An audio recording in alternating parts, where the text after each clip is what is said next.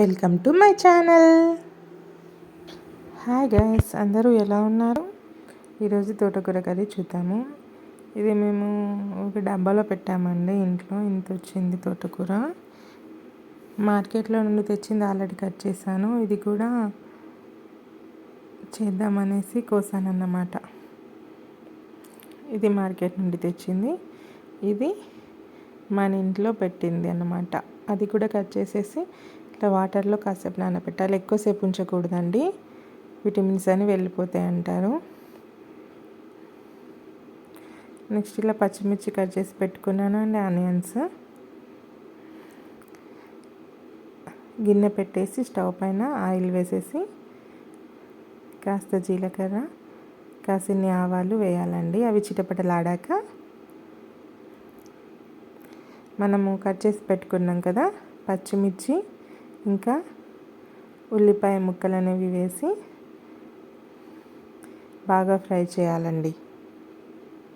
Mostly అన్ని curries లాగే same process ఉంటుంది కదా. సో ఇవి కాస్త వేగాయి కదా,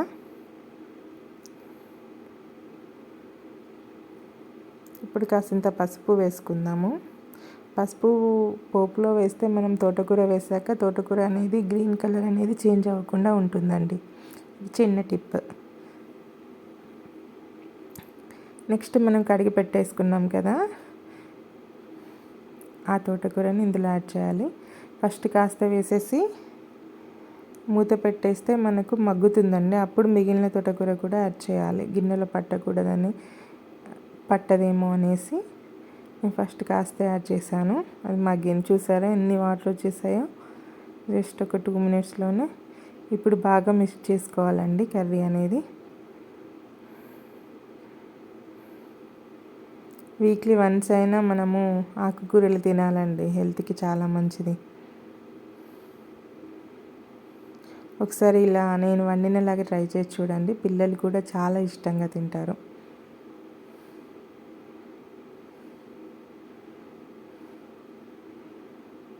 ఇలా బాగా మిక్స్ చేసుకున్న తర్వాత మూత పెట్టేసుకొని కాసేపు కుక్ చేసుకుందాము.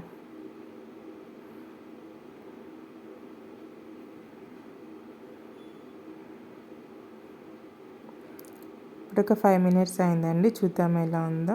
చూసారా ఎలా కుక్ అయిందో. అప్పుడు మనం వేసినప్పుడు గిన్నె నిండుగా ఉంది కదండి ఆ కూర. కుక్ అయ్యాక ఇలా లోపలికి వెళ్ళిపోయింది. ఇప్పుడు దంచి పెట్టుకున్న వెల్లుల్లి పేస్ట్ అనేది యాడ్ చేస్తున్నానండి. ముందే యాడ్ చేస్తే ఫ్లేవర్ ఉండదనేసి నేను కాస్త కర్రీ మగ్గాక యాడ్ చేస్తున్నాను. ఇప్పుడు కర్రీకి సరిపడా సాల్ట్ వేసుకుందాము. మిగతా కర్రీస్ వండేటప్పుడు కంటే తోటకూరలో మాత్రం సాల్ట్ చాలా తక్కువ పడుతుంది. ఇది మీరు గుర్తుపెట్టుకోండి. నెక్స్ట్ బాగా మిక్స్ చేసుకొని మళ్ళీ ఒకసారి మూత పెట్టేసుకుందాము.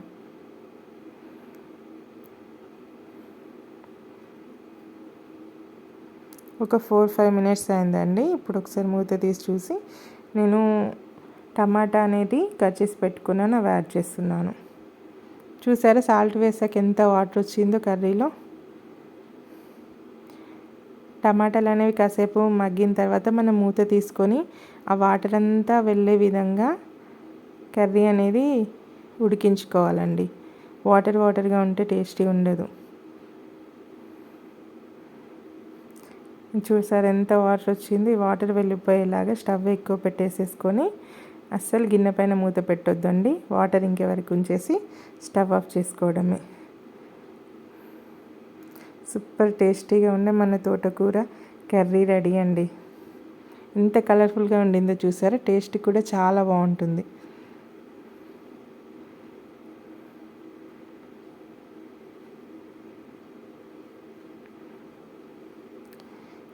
ఇది ఆల్రెడీ తోటకూరే అంటే ఆకుకూరనే కదా అనేసి నేను కొత్తిమీర యాడ్ చేయలేదు. మీకు ఇష్టం ఉంటే యాడ్ చేసుకోండి.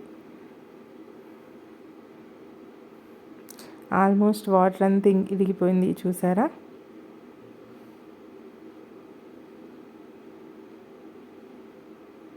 సో ఇప్పుడు స్టవ్ ఆఫ్ చేసుకుందాము. రైస్ పెట్టేసుకొని కర్రీ పెట్టేసుకున్నాను. ఆల్రెడీ ఒక ట్రిప్ తినేసాను. ఇది ఆఫ్టర్నూన్. చాలా అంటే చాలా టేస్టీగా ఉందండి. ఉప్పు కారం అన్నీ కరెక్ట్గా సరిపోయాయి.